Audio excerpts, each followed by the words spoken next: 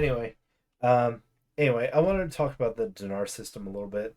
Um, there's basically six things that the Dinar system's bringing to the table here, um, or they're bringing with it along with the Dinar system. Um, One, hero and uh, hero gear will only drop from eights in Mythic Plus and not sixes anymore. Um, I'm assuming that is because um, they want to make the alt leveling experience a little bit heavier for the people just coming back to the game.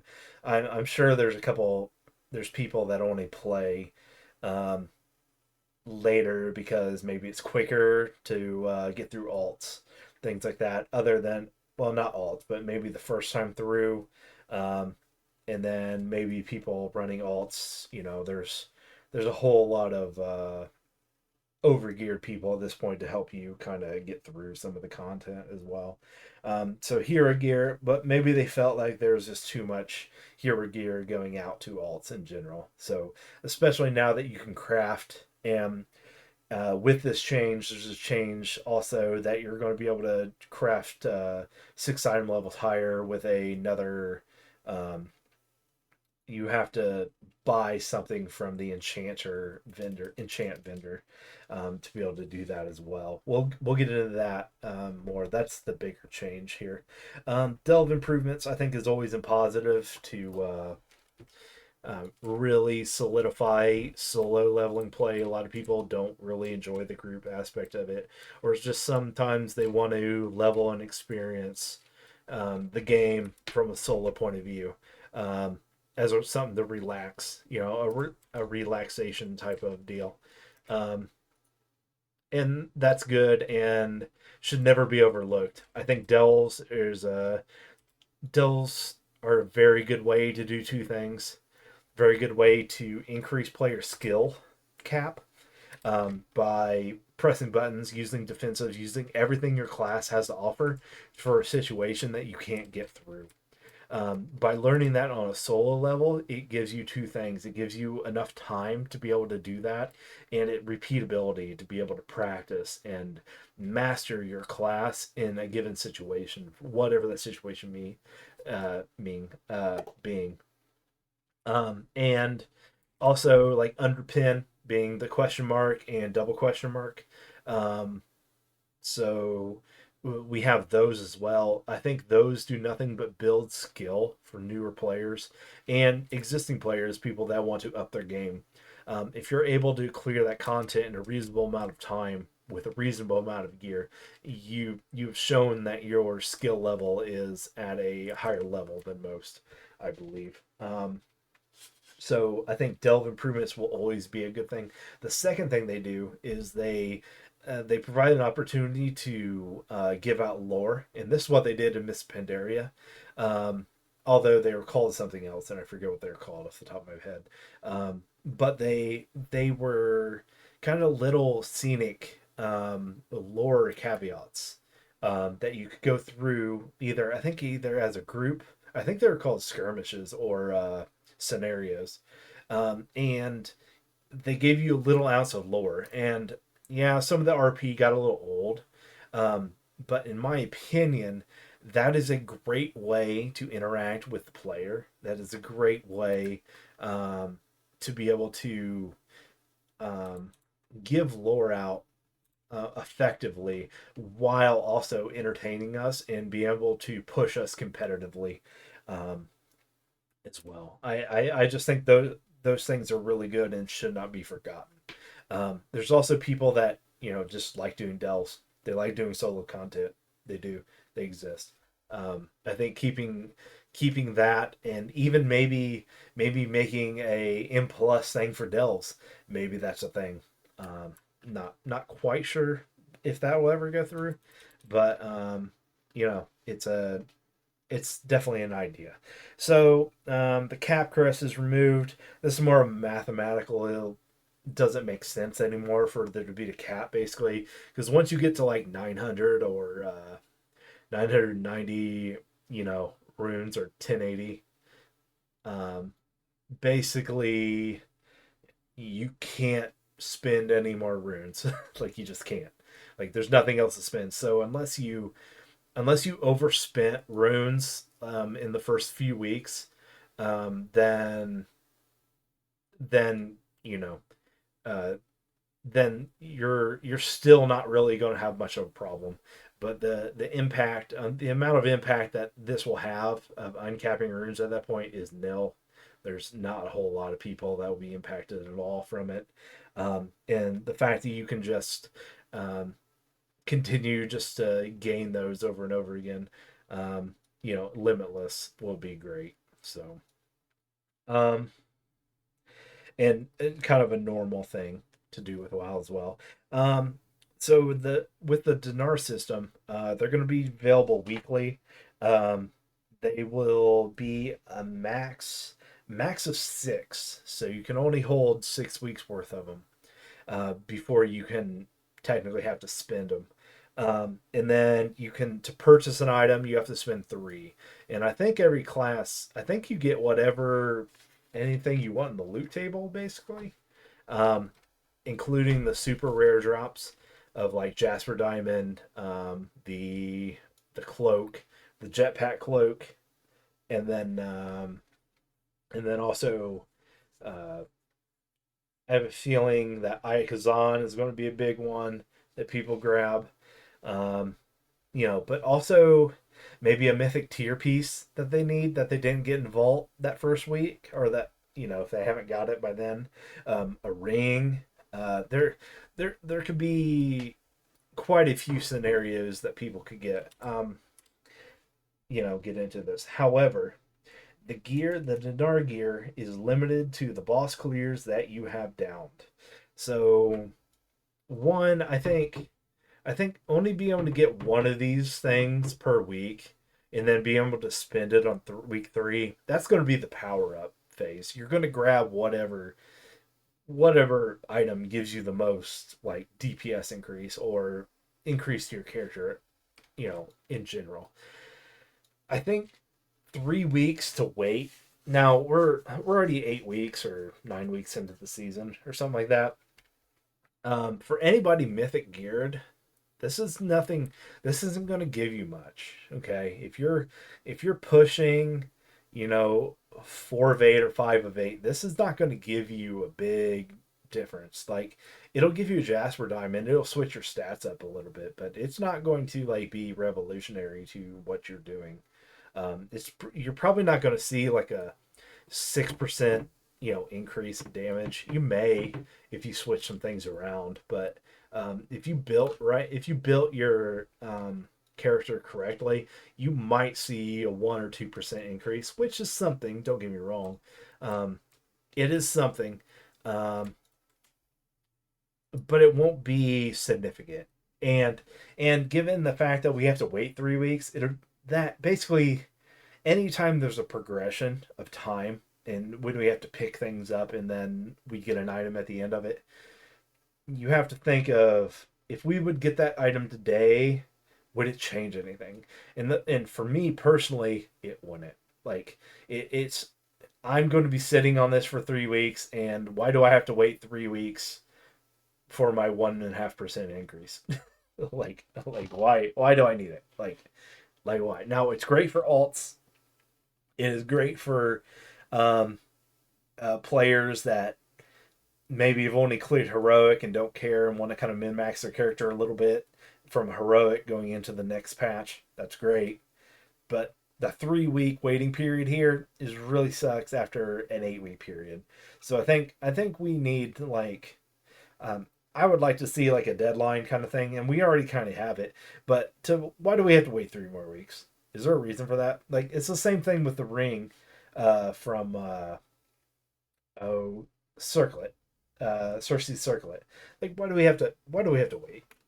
Is there really a good reason other than that I can't have this 1.5% this week and I have to wait 3 weeks for it?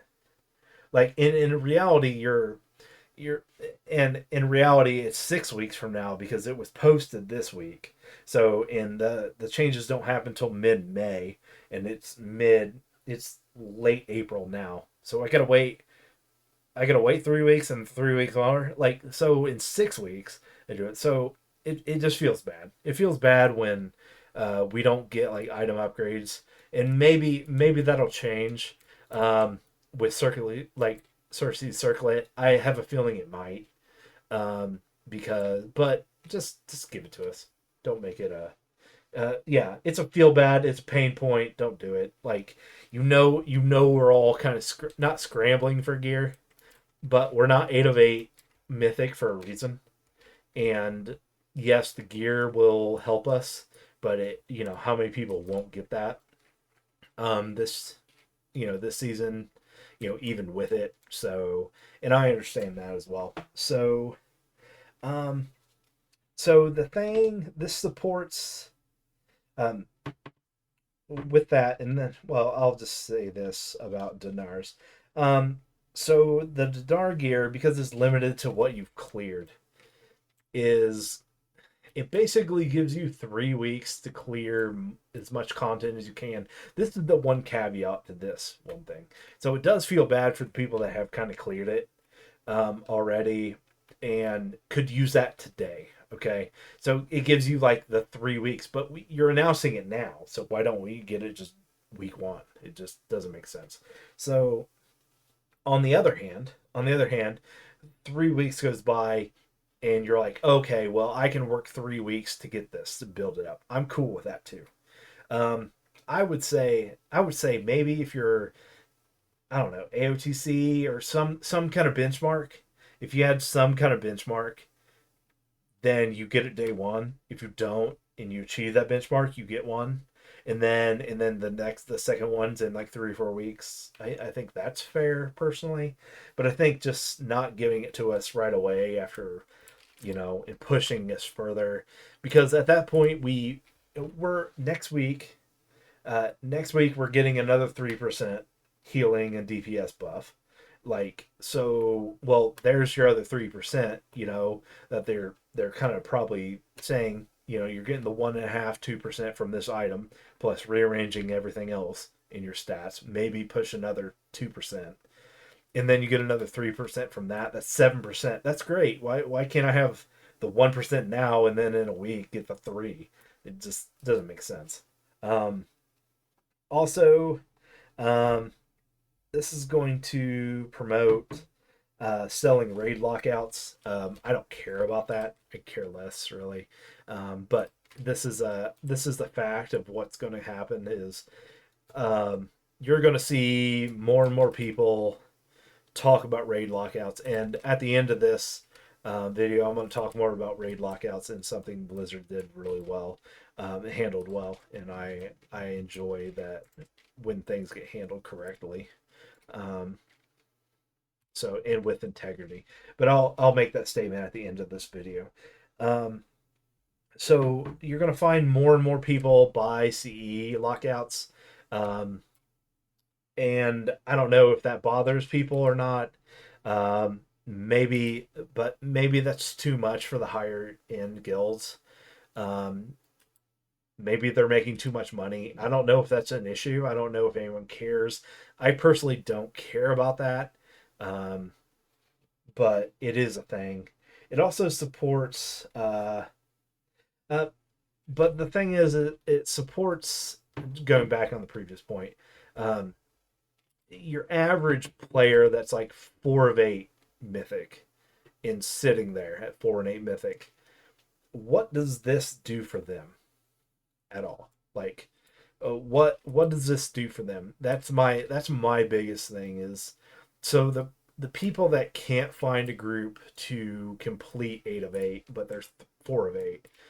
What do we do to push them above and beyond to get that? Okay, what and I'm and in a certain time frame, what is reasonable, and I think we have to talk about that.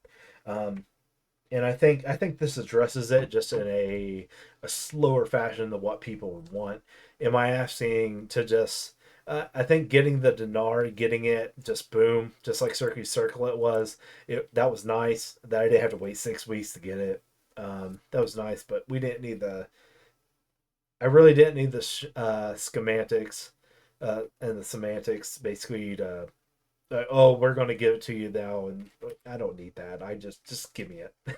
you know, don't really need it. Maybe you wanted the all factor. Maybe you wanted it for people to come in here and say that. I don't necessarily need that. I just want the item basically, and yeah. So um, so yeah. So basically, everyone that hasn't cleared anything in Mythic, like if you haven't got the drop, the Dinar system allows you to get that, which is great. But there's a caveat to this now. You instantly negate that by doing the next point by crafted gear plus 6 levels. Okay. Now, this is strictly money for stats, which is fine. Crafted gear is a part of the game. Crafted gear should be part of the game. Okay, so when you do this and two things happen here. You're either going to grab like best in slots, which is going to be a cantrip weapon, which only works in best in slot scenarios when you're geared a certain way, which is cool.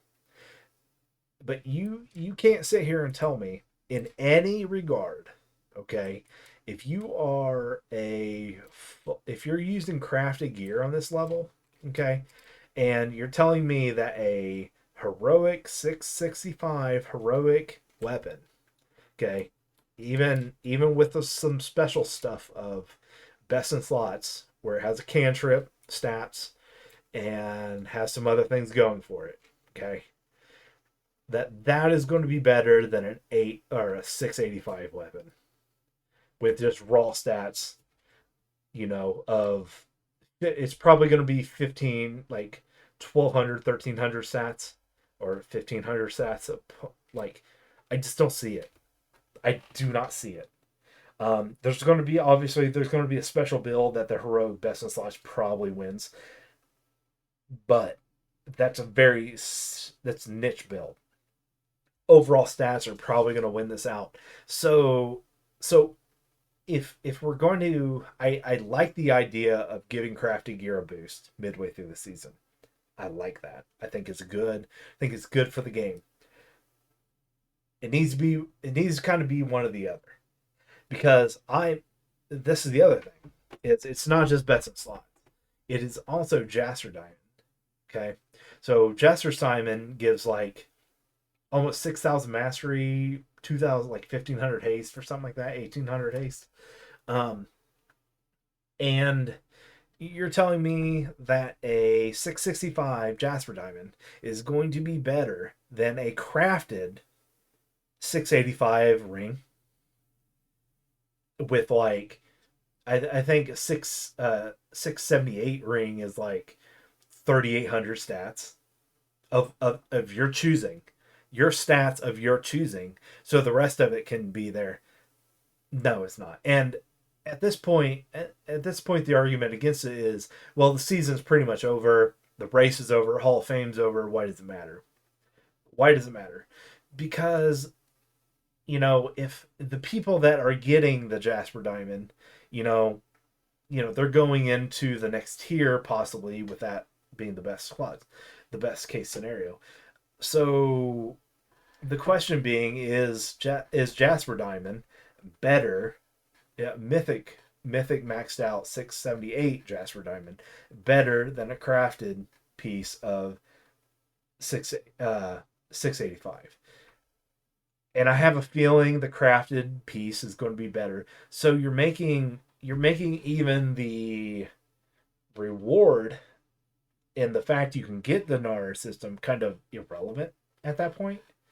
Um, which is okay to some extent, but then why do the Dinar thing? Or did the decision come afterward? Like I'm confused. I'm very confused as a player here because I see what you're trying to do, and then it's like somebody changed their mind halfway through it. And I totally understand, but it's one or the other, and then the timing needs to be right too. So, because I'm going to be able to get this craft. I like the Dinar. The thing is I think you're like, well, you can get the crafted piece, and then you can get um, you know, and then you won't be able to get the Dinar, and then you'll be able to go get the Mythic Jaster Diamond, and then you'll be able to sim that. But sims like I've already simmed it, and I'm getting like 0.5% more off my build because I'm able to get 4,000 stats off this. Like it's like you need to choose one or the other. So the crafted item is really the thing I'm getting the most here. That's gonna work in the stat weights. So I'm like, eh. And then when we get the new patch and things, I'll be able to change that ring out to whatever crafted I need immediately.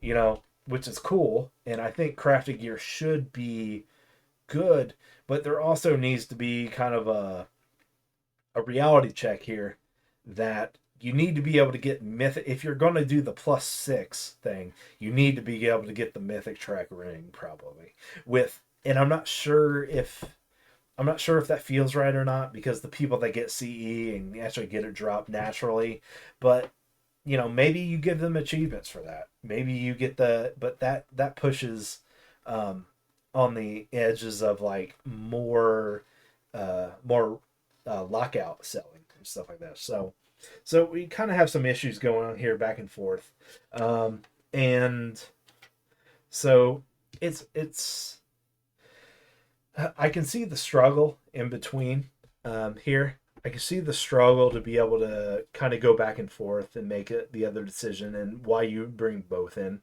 Basically, I really do. Um, so anyway, if you got any comments on this, definitely go down the comment section. I do want to and like and subscribe as well. I also want to touch on one thing about something Blizzard did.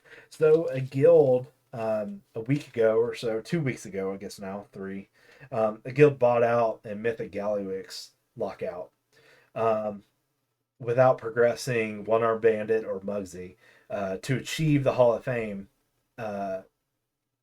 of Fame uh, title and or the achievement basically. Um, and the question to Chad is this what we want Hall of Fame to mean to us? Um, I think anytime you talk about champions and a trophy and the people at the top, the leading people of your sport, the leading people of your industry, um, what do we want that to represent? What do we want that to um, mean to us as a player base? Not just as a player base, but as an esports community as well. This kind of goes broad. Magnus Carlsen says this a lot with chess: is what does the chess community, what do they want out of a chess champion, whether it be any level of chess. What do they want that to mean, and what do they want to be? Do they want it to be 4-hour games, or do they want it to be a 10-minute game? What does that mean to the community? What means the most to the community? And um, that should be debated, constant discussion about what we want that to be, so we can all have some kind of agreement of what that is. Is this what we want out of the game? Um, so what ended up happening is Blizzard did a really good job at protecting the integrity of the game. I think by defining this and answering that question of what do you want the Hall of Fame to mean, what do you want World First to mean, um, I think I think and I believe that protecting the integrity of the game or of any game is very important to anything that you have a large community with. Okay, because without that, then you lack everything, that all the passion, everything, it deflates everything that the game represents. And I think holding that integrity there at a very high level is very high, and a good thing for the game, and mostly everything else. This kind of goes into life a little bit as well. And so so Blizzard, what they did was they reset, they took away their title, said, hey, you need to progress these One Arm Bandit and Muggsy and get the kills in a linear fashion, and then you will be awarded the Hall of Fame title. That was good. Obviously the gold was probably not reimbursed. I think they paid 100 million for it. um, so that was reversed, but it also kind of sets a precedent for what a it's kind of more of an advertisement for Liquid, basically an echo and method. Um, Basically, what is a mythic Gallywix, or 7 of 8 lockout worth? you know, um, so 100 million gold. Apparently, that's what it goes for. Also, is that enough? Is that not enough? I think that's a community thing. Should we standardize how much people pay for this kind of stuff? Should we be able to just a la carte buy lockouts? If should we even sell it? Because what if, you know, why are we giving all this gold to these top players basically when we could just take the gold back, as a community, and then just sell a la carte. Just here you go, mythic, and it could be a mythic. You lock yourself out, everything like that, and you can hold it as long as you want. It's just a lockout, you know. Um, so maybe there's some problems with that. I don't know. Leave a comment below if you see it. I think it's a good kind of solution to that as well, to be able to just a la carte that kind of stuff. Another solution here is, I think that for the first kill of any dungeon, every boss must be taken in a linear fashion as the raid provides. So if there's a Y, if there's one wing and one wing there, and you can choose, then you can do one wing or the other wing, or you can either do two of one wing or one here and one here, as long as it's linear fashion. Um, or and what I'm suggesting is for at least the first kill to get something, okay? And maybe this doesn't work with like other characters, but if somebody's selling a lockout, at least they've killed it before, okay? Maybe the lockouts don't open until you have killed and cleared the content, maybe that's the way we need to approach this idea. So I think the linear progression helps also. um, it gatekeeps that first. It keeps it special, because with what I said previously with all the Dinar stuff, if crafty gear is just going to end up taking this, there's not really any special thing about it anymore. Okay, like you're taking that away. So if you're taking that away, what, like, gatekeeping it is about the only thing you can actually get back to it, right? You know, especially if they're able to just do what they did. Obviously, they put a line in the sand and said, "Hey, this takes the integrity away from the game for you to get an achievement without actually doing all the bosses." Um, but I think for Mythic especially, but I think even for Heroic, to clear everything in a linear fashion would be good, because you wouldn't see people necessarily trying to go into a boss that they're not ready for. Because you have a lot of good players that probably pug. They're like, "Oh, we're on 6," and which takes against the pugging community. But it also says for the first couple weeks of the patch, when a raid drops and stuff, that you really need a guild to do this stuff. That you can't just pug it.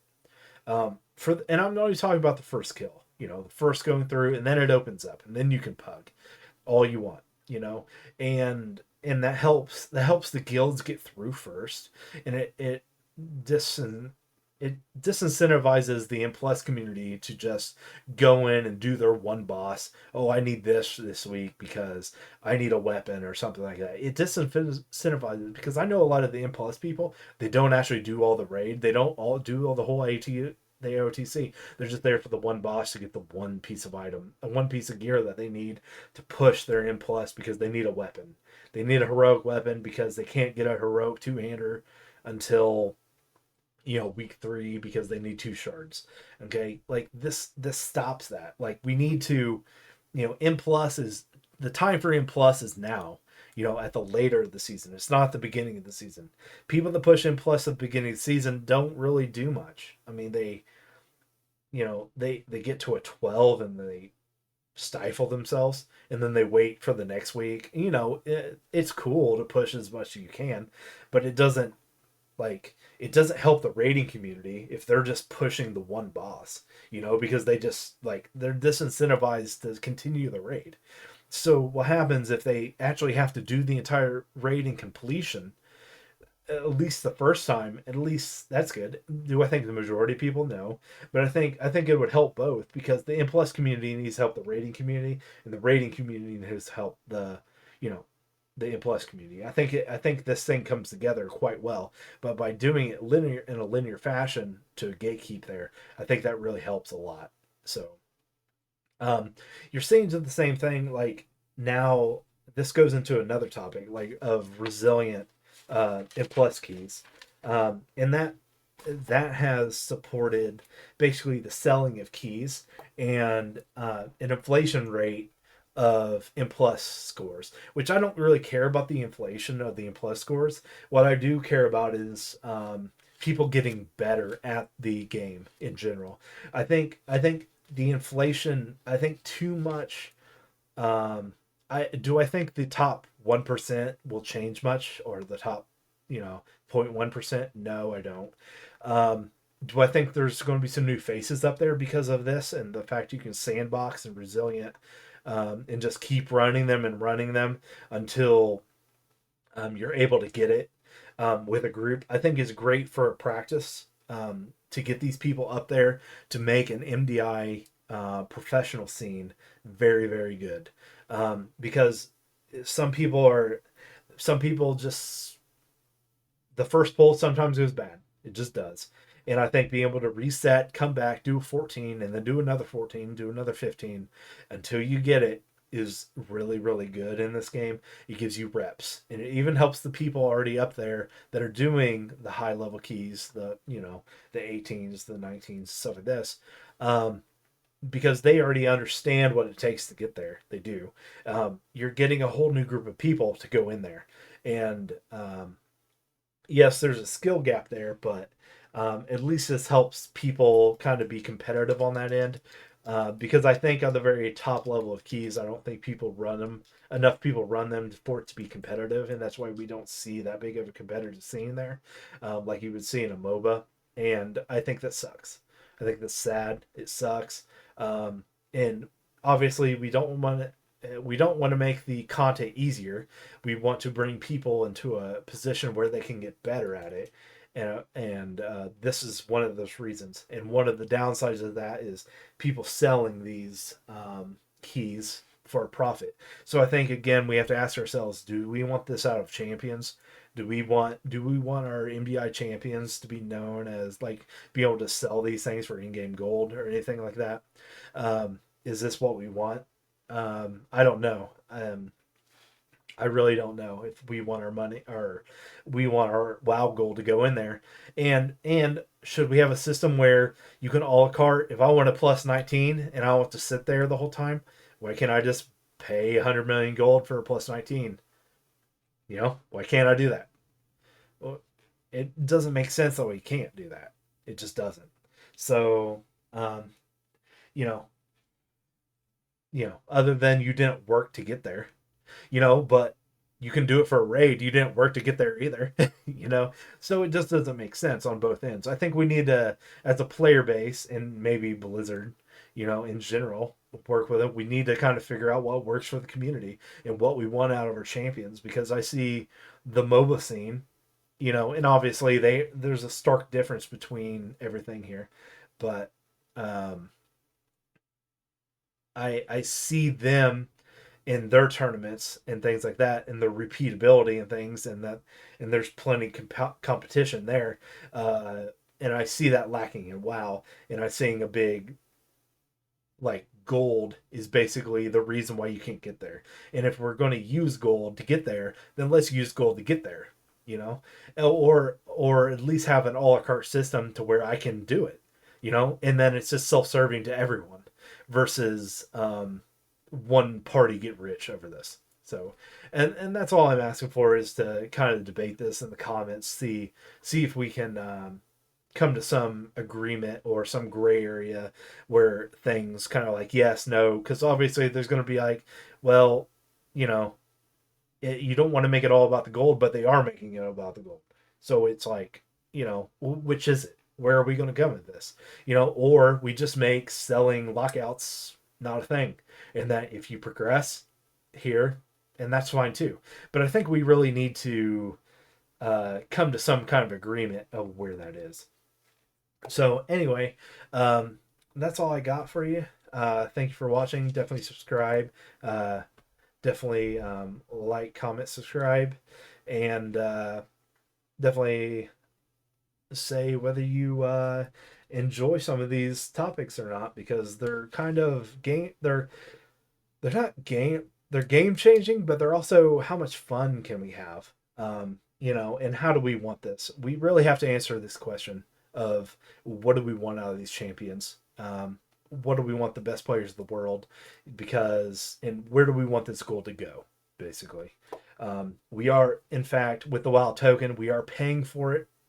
I think we should have a say of where that goes. It shouldn't just go to the top. It shouldn't just go to the top players all the time. Maybe this needs to go back into circulation, and come back through. So um, anyway, leave your opinion down in the comments. I will see you later. I'm Skunkworks Inc., and I'll see you next time.